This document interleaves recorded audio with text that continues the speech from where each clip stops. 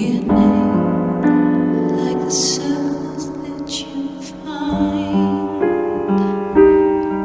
in the windmills of your mind. Welcome back, everyone, to the Stogie Geek Show. I'm back here with Will, and we're going to talk about the Debonaire Ideal segment for this week on transporting your cigars.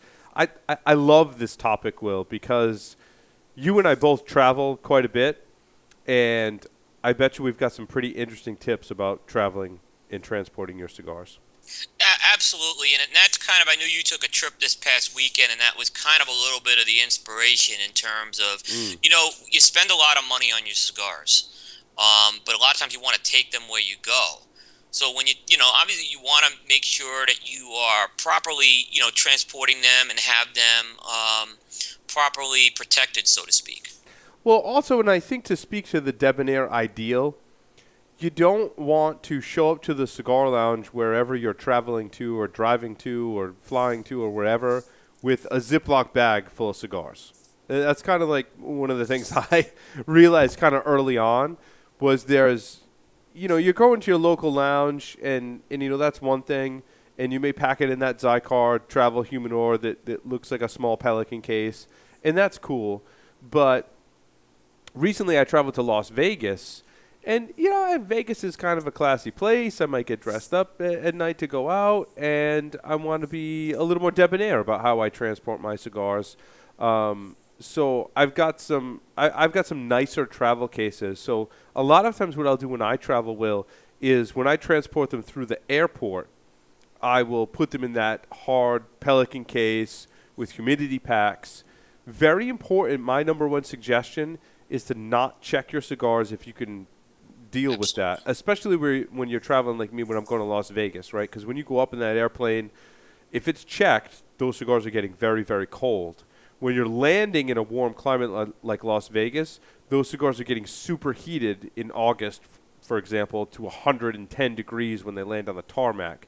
And that temperature change is like the worst thing for your cigars. So number one rule, I like to bring my cigars with me in my personal carry-on when I travel. The other thing is maybe I'll put in my check baggage so I don't have to carry it.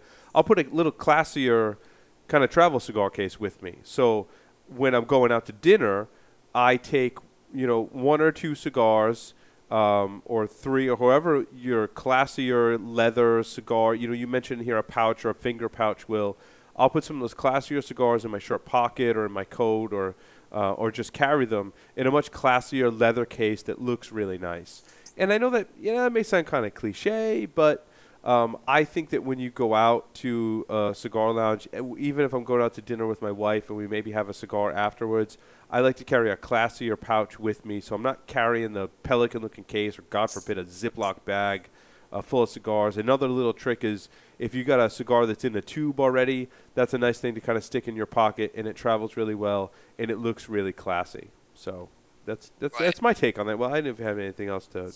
Yeah, and then, the one thing is, and we've probably all done it, and we probably shouldn't do it, is the worst thing you could do is don't take that cigar and stick it in your pocket without something, right? I mean, Yeah, and it's let's face it, gonna get I've done it, damaged. and you will ruin that cigar, and kind of, it's not real debonair, especially to the person who gave you that cigar.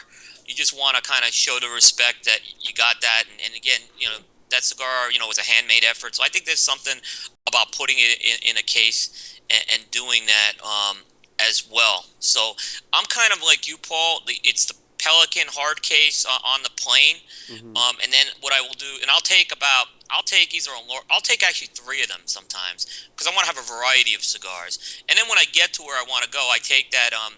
I actually got a nice one from a cigar manufacturer. CLE actually had. I Yeah, got one from CLE. a Yeah, real they have a nice great one. leather one with Hmm. cedar lining, and it's just the cigars really stay nice in there, and that cedar just really, it will protect it, and it will actually some of that cedar, it's just nice for the cigars to be up against that cedar, as opposed to something else there.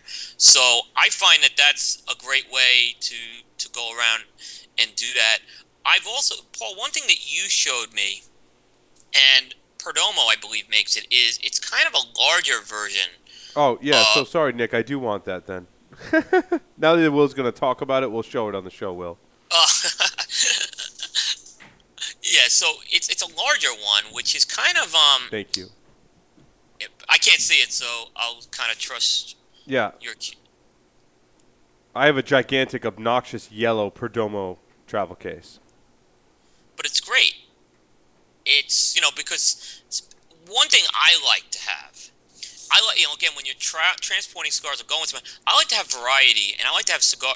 One thing you always want to do is you always want to give a cigar to someone. Yes, that's a good point. That's very debonair. I like that. Right. But so that's why I kind of and that's a great thing. I'm not actually sure. I can't see the video there, so. Yeah, I held up my Perdomo case with the bead system inside of it. So it's a two-way humidity system. So whether you're traveling to a very dry climate like Las Vegas or you're going to a very humid climate like somewhere in Florida, that bead system properly charged is going to maintain that humidity for your cigars as you're traveling through the airport and getting to your hotel and all that kind of stuff. You can hold 30 cigars in that case. Those are the ones I travel with. I have another one that's a 10-count Perdomo case, again, with that bead system in it. And that's typically how I will transport my cigars, taking them with me as my personal carry-on. Only once have I had TSA go through my travel case of cigars. And the guy was like, well, I wish I was coming wherever you're going to hang out with you because you get a fabulous selection of cigars there. So. Exactly. And just back on the Ziploc pouches, it's kind of like if you're going into another cigar shop, you don't probably want to take a pouch that is from a competitive shop. You probably don't want to take a pouch that is from a line they don't carry. I mean, sometimes, again, we're going to do that from time to time. So, again, try to show the respect to the lounge because typically, and we all know the rule, you really should be buying something there to begin with a lot of times anyway. Yep. No, that's a good tip to kind of along the lines of what we're talking about by transporting cigars. So, Yep. yeah, I think those are the general tips for transporting cigars. Again, very important. Try not to check your cigars in your checked luggage. Sometimes you can't avoid it, but try not to do that. And take a classy case to wherever you're going. And it could be classy, but there's some good inexpensive ones out there as well, so you don't have to break the bank for it either. Yes. Sometimes you get them in an event. Sometimes you can buy them in your local shop. Very inexpensive prices, even for those leather kind of little travel cases, and they work really well. So. Yep. Cool. Now, speaking of sharing cigars with people, excuse me, when I was in Las Vegas, Casa Fuente was temporarily closed. Very, very sad day for Paul when I visit Las Vegas and Casa Fuente is closed. And I was staying at Caesars too, Will. I was right there. And they were temporarily closed for renovations, which is very sad for me. And I knew this before I got out there because one of my friends had actually taken a picture of it and sent it to me as kind of like a warning. Like, you're going to be very sad when you come out here. And it was kind of like a warning to make sure that I took my own cigars when I came out there. So I made sure to bring more cigars than usual. Because a lot of times if I know I'm going to Vegas, and especially if I'm staying at Caesars and I'm going to have access to Casa Fuente, I leave extra room in my travel case to transport the cigars back home. Inevitably, I end up with trying to, oversubscribing my travel humidor with Casa Fuente purchases. In any case, this time, I brought some extra cigars to share with friends, as you said, Will, which is also very debonair of you. One of my friends was like, he gave me this interesting kind of scenario in that he said, I'd like to smoke something that's light but not too light, and I really like that Diamond Crown Julius Caesar kind of flavor and strength profile. And I thought that was kind of an interesting profile. Well, and you and I were talking about this the other night, and last night, in fact. And the cigar that I had actually brought with me was the Hechicera. Not the Maduro, but the regular Hechicera from Sealy Cigars. And he really, really enjoyed that cigar. And I think that's in the same strength and kind of almost similar flavor profile to that Diamond Crown Julius Caesar. And I think that's an interesting flavor profile for people. They're kind of an experienced cigar smoker enough where they don't want to just smoke Connecticut's or stuff that's really mild. They want something with a little punch to it. They can handle something with a little more strength profile to it, but they want something that's more about flavor in that medium-bodied. I think a lot of Cameroon wrap cigars fall in that flavor profile. I think stuff from La Aurora. I think stuff from Fuente, especially their Cameroon Don Carlos, falls in that category as well. I think that's an interesting category of cigars. I think even the Julius Caesar with that darker wrapper falls in there very nicely. While on the higher end of the price spectrum, price doesn't really play into this scenario as much because and also the profile is that they're smoking, a few cigars a month rather than a few cigars a day or whatever. So if they spend a little more on a cigar, it's okay because they're only smoking a couple a month. So I think that was an interesting cigar profile, Will, and I'm curious to see what else you would recommend that person. Actually, and I know we just had him on, but Jack's former company, Tarano, made a lot of cigars in that wheelhouse. And I know you didn't get a lot of them up in New England, as much as I get down here. But yeah. they actually, and hopefully those brands are going to continue under General, but they do fall into that wheelhouse where it's not, I would say it's kind of like that medium, not overly spicy, profile. That's kind of where I was, I'm looking at as far as that goes. Nice. Very cool. Yep. I know I can think of others. I'm just maybe had a brain fart there, but yeah, that's kind of what I'm seeing with that Julius Caesar profile, if you may. Now, it was interesting. Well, I'll kind of segue into my Stogies of the week and talk a little bit about my Vegas trip. I was out there teaching a class. I was there for a very short period of time, and someone could adjust my camera. That would be fantastic.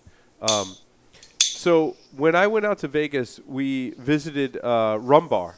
It was funny. After teaching one night, my friend John always has to buy some kind of technology type device. This time he was looking for a Microsoft Surface. And he's like, we're going to go walk to the Microsoft store, which is kind of like down the strip. So we started up from Caesars, then there's the Mirage, and then Treasure Island, and it was like beyond Treasure Island. So as we were walking... At the mall, kind of? That's Space Needle Mall? Yeah, we went to the mall, and he, spent his money and bought his Surface kind of thing. And then on the way back, I'm like, guys, we should totally stop at Rum Bar before we go out to dinner. I said they have a great selection of drinks. They're cigar smoker friendly. I bought a small cigar to smoke with me before dinner. I bought an Avo. I brought it with me an Avo XO in the is it the Presto size? That's a small petite Corona. That little 3 3/4 inch one. You've heard me talk about that on the show before. Oh, yeah, it's a great cigar. Yeah, I hadn't eaten anything since lunch. We're having cocktails before dinner. I thought that was a really great kind of flavor strength profile to have. It paired very well. I had some like Cuban drink that they had on their menu, which was great, and I thought that was a good cigar profile to have. And Rum Bar is a great place in Vegas to enjoy a cigar. It's outdoors. When I'm with my particular friend John, he's actually very allergic to cigar smoke, and if we're not in a well-ventilated or outdoor environment, he tends to really struggle with that. But outside, we were fine. We're good friends, so he recognizes my need and want to have a cigar. So it was a great venue. Fantastic drinks that pair well with cigars at that place. Nice outdoor smoking area. Very, very nice right on the strip. Very convenient. So I liked my choice of the Avo XO Presto size for that particular smoking experience. Yeah, and I just want to let Stogie Geeks listeners know, I might be, I'm not the party animal in Vegas, but I can assure you, if you come to Vegas with me, you will not have to go to the Microsoft store. Yeah, yeah. Party animals that we are, right? Our trek in Vegas is the Microsoft store. Go figure. I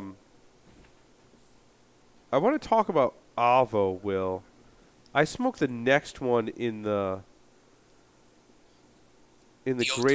greatest hits. What did I smoke? The 03. Yeah, you did the first two last week. Yeah, help me. So this is the Avo 77? Yeah. This would be the third one because I smoked the first two before, right?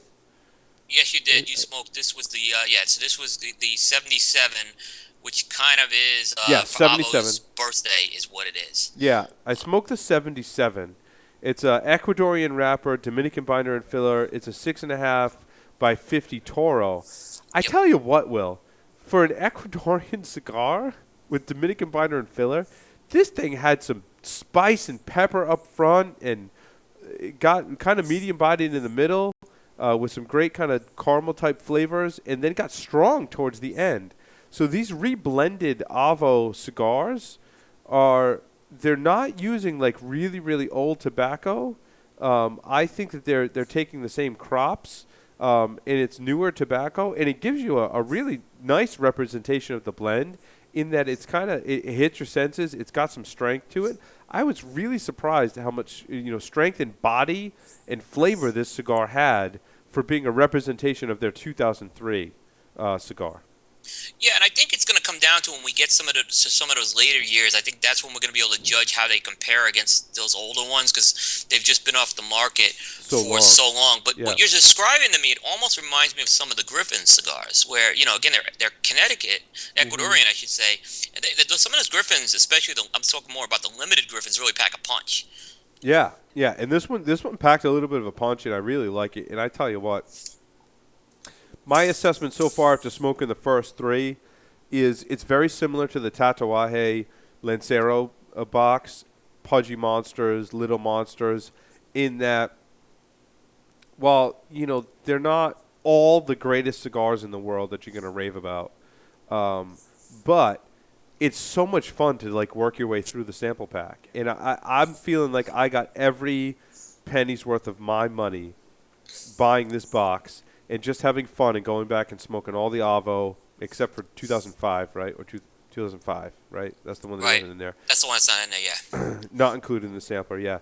I'm having so much fun going back and smoking these releases, and I actually appreciate that the blends have some punch left to them, and I can kind of experience them for what they were. I feel like I'm experiencing. Now, I didn't smoke these when they first came out, but I feel like I'm experiencing them when they first came out, and they've all just been really, really good.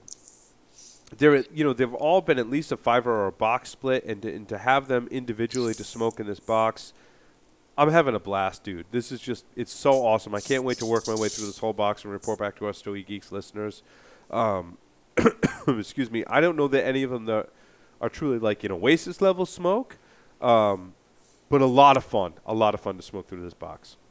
Yeah, it's kind of, it's funny. I just finished going through the Pudgy Monsters, and it was like, and I went backwards with the Pudgy Monsters, and it was the same thing, And in some of the blends, like when I'll talk about the Frank later, I had never smoked the original Frank. I'd smoked the Little Monster Frank, but I had fun kind of going through that, and it was just kind of like a journey, going through a little bit of that journey each week. So there's a lot of fun that you can have with some of these, and sometimes you hate to smoke them. Like you look at that Avo sampler.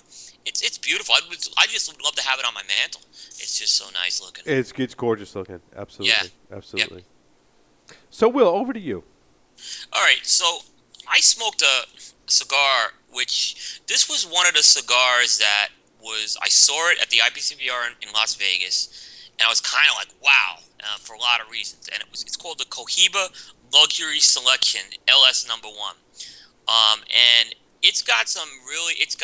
basically it comes in an acrylic coffin, and it's a Cameroon blend, using a Cameroon wrapper from the Mirafel family in Cameroon, which is basically, they provide some of the best wrapper in the world. When we did our Cameroon segment, I know we mentioned them.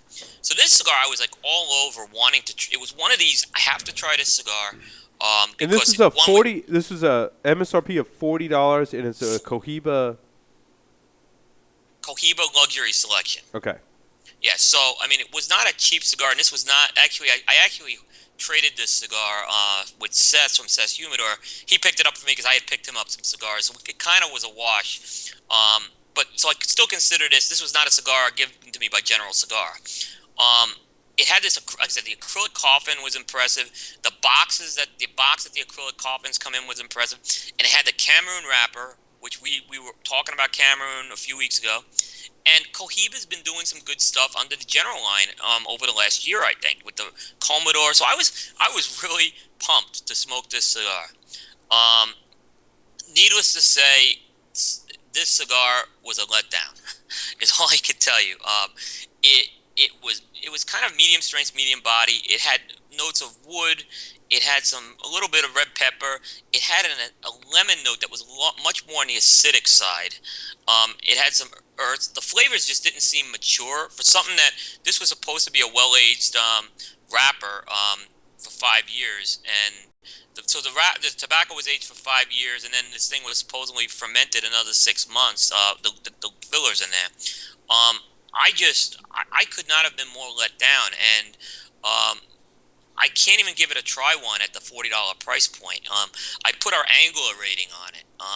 Now, an angular rating, we haven't talked much about angular ratings, but it's not the worst rating in the world. But it's kind of like, okay, it's a cigar I'll smoke while I'm fishing, doing yard work. But I had problem giving it an angular rating for a $40 cigar. You'd never do that. But I just at this point for 40. I mean,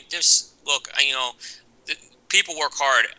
Maybe this cigar will come around at some point. I just couldn't at that price. I mean, I expected a lot more. I expect something that's almost box worthy when I'm paying that much for a cigar.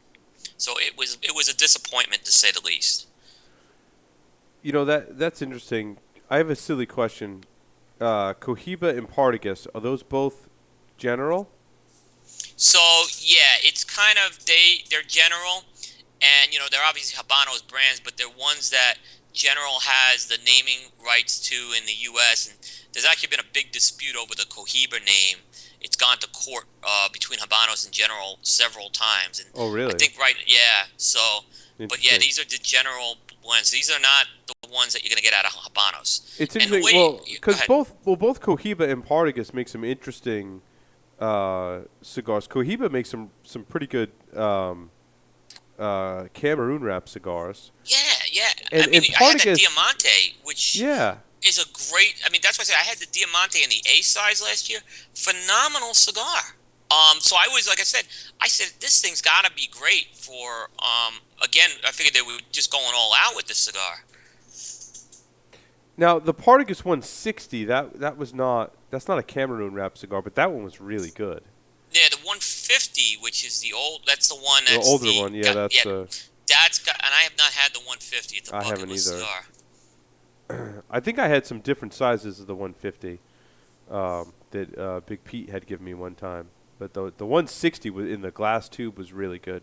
So Partagas and Cohiba can make some really good limited editions. I'm kind of sad for you that this one didn't work out. Yeah, and look, I had one of these, okay, and could it have been something off with the one? Absolutely. Could this get better with age? Absolutely. But right now, I'm just, for people, I can't recommend this cigar right now. Like I said, it was a big letdown for me. So I smoked the new Tatuaje Monster Series, the Jekyll. Well, I'll let you fill in so this is the Sanctity of the Spiritus wrapper. What's the binder and filler on this one? Do you know? It's all Nicaraguan. Oh, Nicaraguan. Yep. Yeah, so it's. Yep. And this is a traditional Churchill size, 7x49. Yep. Fantastic cigar. I was really impressed with this year's Monster Series. I have to say that the past 2 years, I wasn't like jumping up and down for joy. Not to say I didn't like them, but so in my opinion, the face came out, and that cigar was awesome. I love that cigar. The Wolfman and the Jason came out.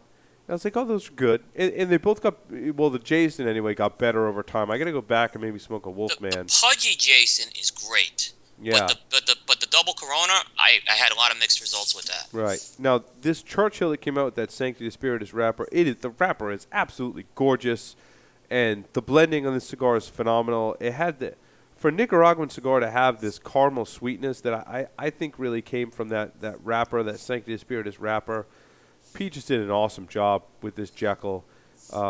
This is box-worthy in my opinion, hands down. I think this cigar is going to age extremely well. I think it's going to do nothing but get better. Very similar to what the Face did. This is a home run for Pete. I think he knocked it out of the park with this year's Monster, and I think he, anyone that questioned his previous Monster series is going to smoke this and be pleasantly surprised and completely blown away, in my opinion. I can't wait for Mark Jr. to come back because, obviously he's a big fan, Tatuaje fan, Yeah. and he loves that Sancti Spiritus wrapper on the Lateliers. So I'm really curious, and I just got mine yesterday. So I have not had a chance to smoke my Jekylls yet. And it's one of those I needed a little more time to smoke it. Yeah. But I'm really curious when Mark Jr. comes back, or I gotta just find out where his head is with that. And Mark Jr. Go ahead. And Mark Jr. will be back on the show. He's just taking a little break. He's got some personal things to take care of. Yep. But he stopped by my office this morning. He gave a surprise visit, and he listened to the vape segment that we did, Will, and his brother makes the e-liquid stuff. Wow. And so Mark Jr. has a vape, and he let me smoke from his vape this morning to try it and try the e-liquid, which sounds very. It was very much a bonding moment. Now you haven't brought one to Mr. J's for Stogie Santa yet? I know, and I do not want to be the one to bring it to Stogie Santa because he'll probably jam it up my nose. He'll probably throw it off the boat or something. Yes, that's exactly what he would do. He would throw it right off the boat. 3 $500 vape, it would go flying right off the boat. Flying off the boat. Yeah. That'll be the day. That would be a monumental occasion if he would not like it. Well, you might try one. I'm open. I'm always open to it. Especially that pipe one that you talked about last week. I'll have to let you try the pipe one when you you come up here, Will. I'm looking forward to that. Yeah. I smoked one of those 113s that we got, Will. Stephen Drew. You heard Stogie Santa talk about Stephen Drew a lot. This was a Corona sized in the natural wrapper. This cigar had some awesome flavors. The flavors on this cigar really, really impressed me. I had a couple of construction issues with it. I had a couple of voids that I had to smoke through. I would like to try this cigar again. It wouldn't have some of those voids in it because the flavors were just awesome. I can't recall what the blend is on this one. It's a Sumatra wrapper. He did a really good job with this one, dude. Like, this Corona size was I've tried some of the other sizes, and I think his Corona size in this natural wrapper is off the charts. Now, I have a Maduro in this Corona size, which I'm going to smoke as well. And I tell you what, if it was anything similar to the flavors that he was able to bring out of the tobacco in this blend, I'm really looking forward to smoking it. I thought he did a great job. Awesome caramel sweetness in this cigar. Very well balanced. I really, really enjoyed it. I'll hold off on my rating and because it had some of the construction issues, but I will say celebrating the flavors of this cigar. Yeah, I know you sent it to me, so I'm looking forward to smoking that one. I'm curious. You'll probably get one that smokes a lot better than the one that I smoked because I have Paul syndrome. So I weeded out the one for Stephen Drew that had construction issues. Yeah. But yeah, I smoked them back earlier in the year, and I thought there was a lot of potential with both the blends. I thought they did need a little more time, so it sounded like and maybe that Corona size is really just bringing out the best too. I didn't think they were bad cigars either. The potential was all there with them. You could tell. Absolutely. What else you been smoking, Will? So this week and I have one of these for you, Paul. If you haven't gotten one yet, I smoked the Aging Room M20 Fortissimo, which is the new Fortissimo that was released this year by Boutique Blends. So last year they came out with a Dominican Puro Fortissimo, which was a Perfecto with a very strong blend, and they were touting that as one of the strongest Dominican blends. This one brings in a Maduro version in a box press. There's a picture on the Stogie feed. It's a very impressive looking cigar. It's a 5 3/4 by 47, which is the size that the Perfecto they call Fortissimo. It's got a San Andreas Mexican wrapper with Dominican binder and filler. This is, Boutique Blends is always known for small batch, but I think the Fortissimo is really their true limited line in terms of they tend to they did a run of last year's the M21, which was the Dominican Puro. They did 3,000 boxes. This year they did 2,000 boxes of 10 of the M20 Maduro. Overall, I didn't find it the most complex cigar. I'll say this: I had this at the show, and it was one of the more impressive cigars. It really kind of stuck with me, and it's still smoking real good. Not overly complex, but it had a lot of cocoa, black pepper, a little bit of cherry sweetness there. Um, what I liked about this, this is where I kind of critique Mexican wrapper. The Mexican wrapper didn't overwhelm the blend, and you can really start to taste some of the Dominican tobaccos as well as the Mexican wrapper, which I thought it was really good. As far as strengths goes, it's going to live up to the reputation of the Fortissimo blend. This starts out like medium to full, but then it kind of goes on the accelerator, and in the second half, that thing's going full throttle. So there's some strength on this thing.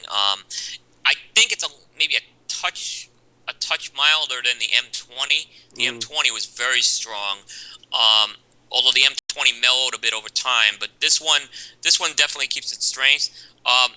It's got a 13.90 price point, and I'm not gonna beat up on boutique blends too much. I've noticed their offerings this year have been a lot more expensive.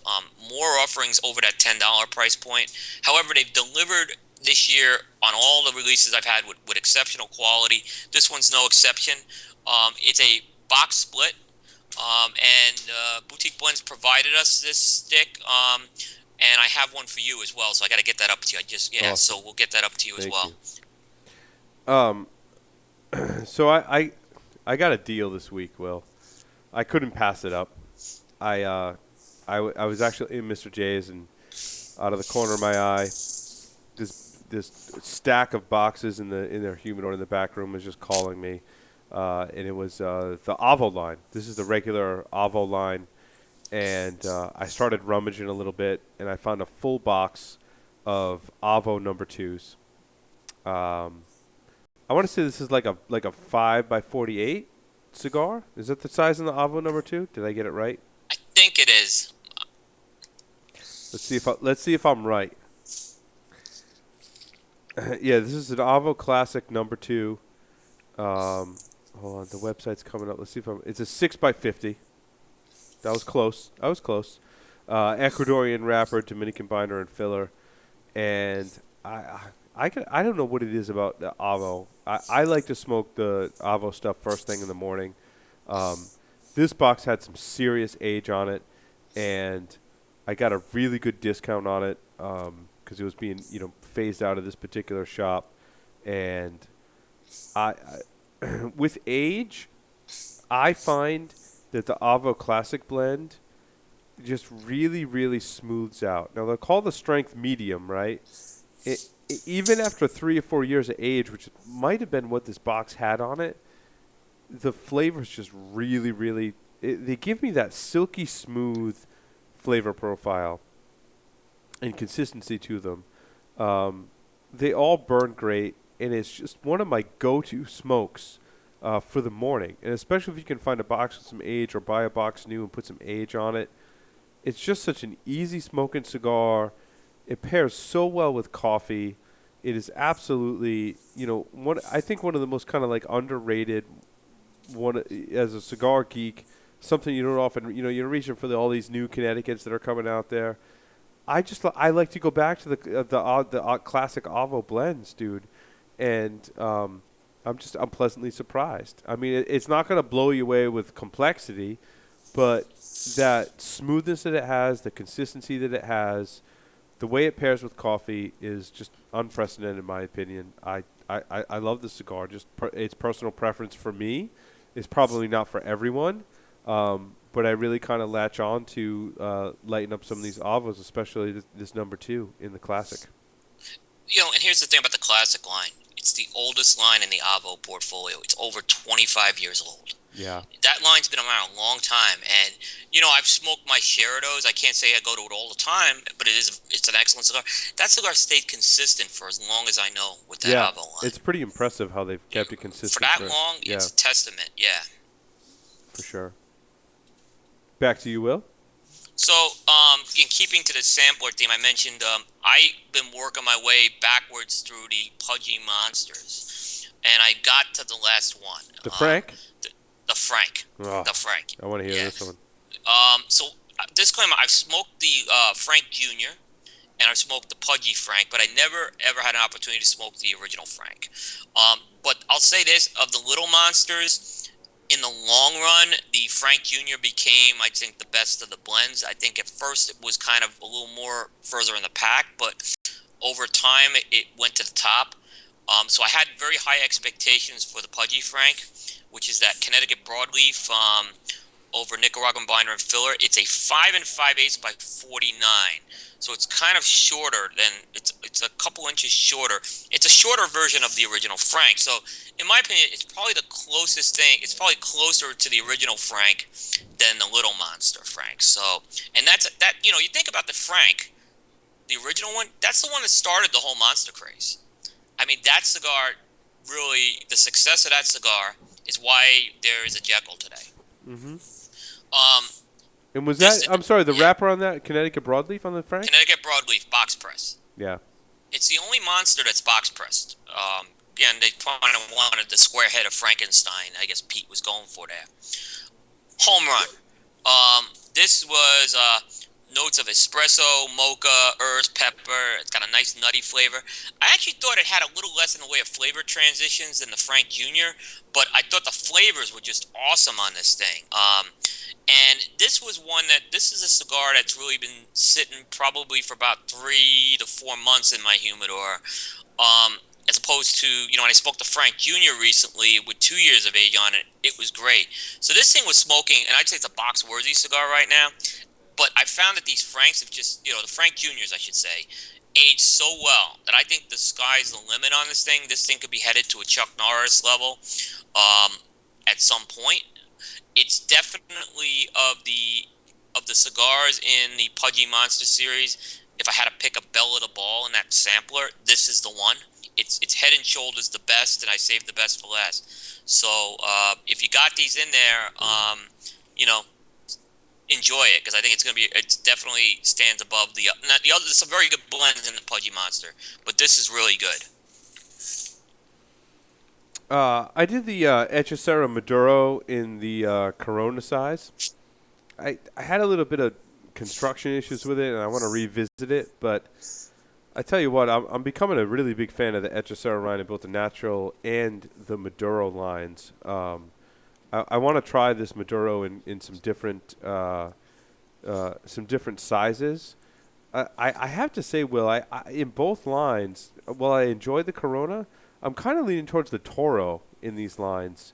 And the Maduro is not very strong in the strength profile, but really kind of amped up in the flavor profile. I tell you what, I'm liking it. In the Toro may be what I gravitate towards. I think it was a Toro I smoked in the Maduro, and I smoked a Toro in the natural. And the Toro size may just be where it's at. In both wrapper representations in this blend, the Toro may be where it's at. So you have a Hechicera Natural and the Toro on the table, and you have an Hechicera Maduro with a Toro on the table, and you could pick one. Which are you picking? Oh, I don't know. It depends on... I don't know. That Toro Natural I smoked was friggin' awesome. And I wish I had bought a box of those.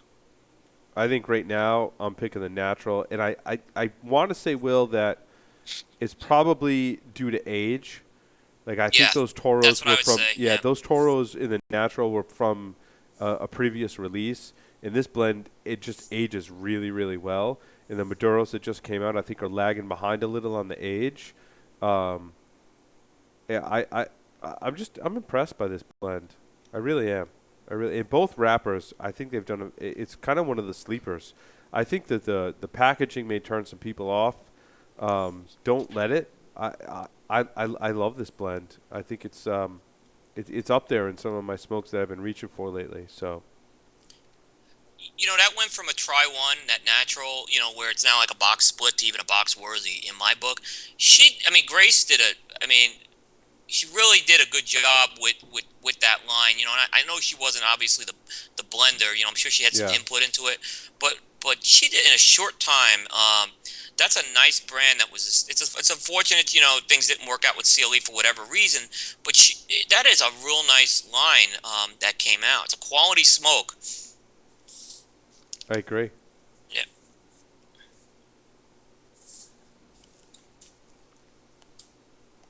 Back to you, Will.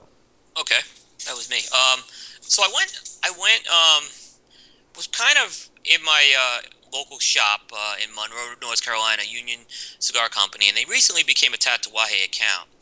And I was kind of just going for the humidor. I was looking for a Corona-ish size cigar, and surprisingly, I was shocked that they had the Noella's Reserva in there. Which Nueva Reserva. Noella Reserva. Thank you. I knew that. I get you back from Pinolero, or you got me back from Pinolero. Long story with that guy. Oh, that was But funny. they had actually just got a shipment of these too, because they recently just got their first Tatuaje order. So I was like, wow, let me go grab these now. This is the 5 8/8 by 42 Corona size of the Reserva blend with another Connecticut broadleaf wrapper by Pete Johnson with Nicaraguan binder and filler. And it's more of a limited production cigar. It's not regular production. They do batches them, maybe a year or every 2 years. It's kind of hard to say. This story I kind of relate back to you guys because when I was a listener of Stogie Geeks, I'll never forget when Stogie Santa came and talked about this cigar, the Noella and the Regios, and he was like, "You have to smoke the Noellas." He's telling everybody. So on that recommendation, I went and smoked my first Noellas, and I just loved that cigar. I thought it was fantastic. Well, this incarnation, it's still at a high level. It is, again, a nice mocha flavor to it. I get some nice cedar notes in there. There's a spice to this cigar. There's more spice to this cigar than you might think, especially if you smoke some of the other Reservas. But I think in that Corona size, the spice comes through, but it doesn't assault your palate. It's not a harsh spice by any means. It's smoking at a really high level. And it's a box worthy cigar. Had my budget allowed, I probably would have bought the whole box of them. And I may still do that, but fantastic cigar. I mean, this is really. I know this was on our Stogie Geeks Cigar of the Year list last year, and it's smoking, as a top 10 cigar should smoke. Yeah, the Nueva and Nueva Reservas are epic in Stogie Geeks history. It really is. It really is. And like I said, some of the other Reservas, the Regios, I didn't think was at the same level, even though it's similar blend components. Now, one cigar, Will, that I really tried to smoke before the show, and I just don't think that my palate was ready for it today, and that was the brand new Toast Across America from Fuente, and the local shops just got those in. And the Toast Across America for this year comes with a shark-sized Opus X, which we haven't seen in some time. Wow.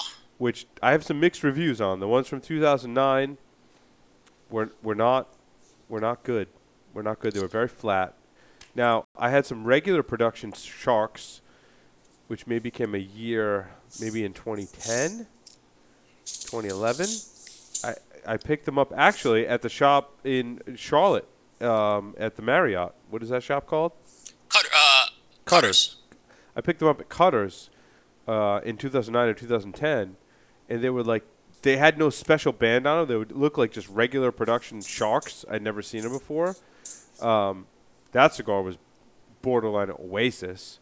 So to go from kind of flat to borderline Oasis, the shark size in the Opus was kind of over the map. However, in this Toast Across America, you get one of those, which smells a little young. I sniffed the foot. It smells like a little bit of young Opus. I'm going to let that age. But the other cigar that you get for your $60 or whatever it is the Diamond Crown Julius Caesar in the shark size. And I sniffed the foot on that one, and I swear I got a wet spot in my shorts. Dude, this cigar just looks and smells awesome. And I can't wait to smoke it. And I wanted to smoke it before the show, but hopefully next week. By next week, I would definitely have smoked this one. Maybe more than one, depending on how good it is. Just awesome. So that's the Diamond Crown in the shark size. The Diamond Crown Julius Caesar. In fact, I will hold it up for the camera. I think I have it in my travel humidor right here. Or not. Maybe someone stole it. No, it's right here. I mean, I've never seen a Julius Caesar in the shark size. Have you? I have not. In fact, this may be the be first time they I ever. did not know. This I may did not be know they the. make it. We're gonna zoom in on this one. Yeah. Hold on, Nick's gonna. We're gonna switch cameras. There it is. That's a Diamond Crown Julius Caesar in a shark size for the Toast Across America. All the proceeds benefit charity, which go for these. And I tell you what, like, oh, it's just, can't wait to smoke this one. That may go down tomorrow. And Wow, I will report that's back. a good one. You have to report on. Yeah. You got them from Mr. J's, correct? I got this one. Mr. J's has them, and Havana Club has them. Both shops have them, so if you can't find them, they both have them on sale. So by all means, call up our sponsors and order those up. Like I said, it's a lot of money for individual cigars, but I tell you what, the proceeds all benefit charity when you buy those Toast Across America ones. So, support that and get some fabulous cigars as a result. Yeah, and the Fuentes are really, committed to that charity, so that's, it's all good money going there. Absolutely. I'm trying to think what I smoked an Ashton VSG Robusto as well, and that thing was awesome. That was another one that I think Stogies Santa might have just handed me one day, and it sat in my humidor. And I tell you what, if you haven't sat on some Ashton VSG, you definitely need to, because that blend with age. We don't talk a lot about Ashton on the show as much. Oh, that blend with age is just phenomenal. And that in the Robusto size, it was hitting the spot. It's a kind of a unique experience when you smoke that blend with age. Fresh it's good, but with age it just has these dynamic components and these subtle hints of flavors and sweetness that really hit the spot. So. Are you a VSG guy or a ESG guy? I'm totally VSG. I mean, I don't mind the ESG. I think the different years have been, I don't know, kind of mixed results. I know that Mark Jr. and Stogies Santa aren't big fans of the ESG. If push came to shove, I would rather smoke an aged VSG, hands down, above the ESG. So, I like both. And I think some of the ESGs are better than others. If I'm going to kind of call it on Stogie Geeks right now. I haven't made a final call on this, but, prognosticating what could be Cigar Aficionado's #1 cigar of the year, I think the ESG is going to be in the serious running this year, and it could give Ashton their first shot at #1. It got a very high rating, the 22-year salute, which is the Bellicoso, which is 94. So it's kind of something I'm watching right now, because Ashton hasn't gotten a #1 yet for Cigar Aficionado. They may be due for it. They always make the list. So. Will, did you have anything else left on your list? One more. Long Live the King by Caldwell Cigar Company. And the name of this Vitola is a petite, double wide, short Churchill. Wow. Which is I guess if you kind of simplify the radical, so to speak, it's a Toro. It's a 6x52 Toro. This, I tell you, Robert Caldwell. You go back 12 months ago when he was, when he's departed CLA, and now where he is now in this 12 months, what a turnaround. And these cigars, I'm seeing the Caldwell cigars gain a lot of momentum right now. And Long Live the King is probably the most full blend of all those Caldwells. It's very Corojo based. He's got what I love about Caldwell, and I mentioned this on some of his other blends, is he breaks down the blend components by percentages, so he's using, and vintages. So he's got, and it's on the box, which is great. You look at the box and you know what your blend is. It's a Dominican Corojo wrapper from 2008, a Dominican Corojo binder from 2009. He's got 50% Dominican Corojo Ligero.